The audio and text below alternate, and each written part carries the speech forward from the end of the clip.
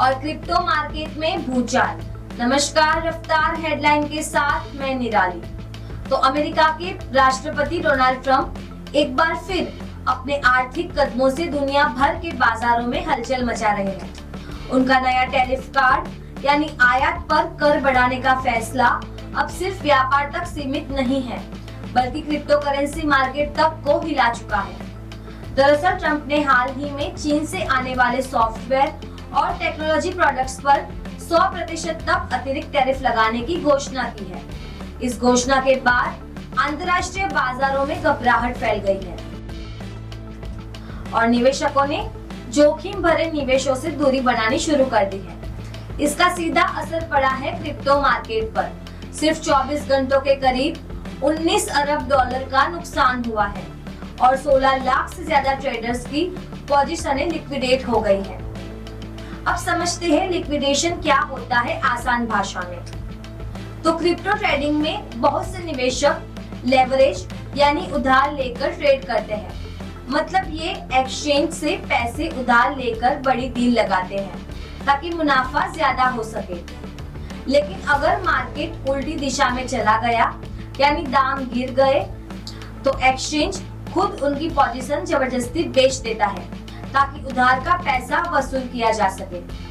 इसी प्रक्रिया को कहते हैं लिक्विडेशन।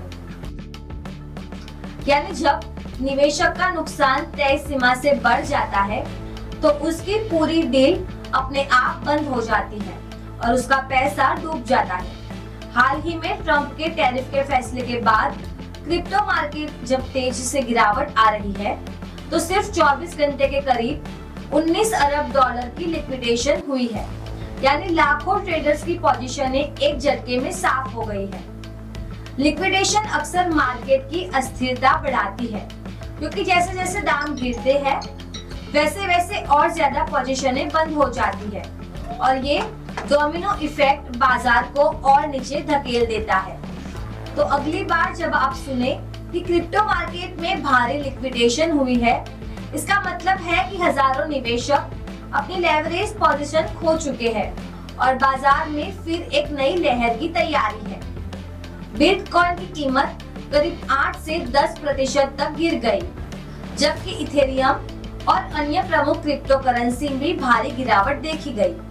विश्लेषकों का कहना है कि ट्रंप की टैरिफ नीति ने वैश्विक अनिश्चितता को बढ़ावा दिया है। जब भी किसी देश पर भारी शुल्क लगाया जाता है तो उत्पादन लागत, व्यापार और निवेशक पर असर पड़ता है और यही डर अब क्रिप्टो जैसी अस्थिर परिसंपत्तियों पर हावी हो रहा है।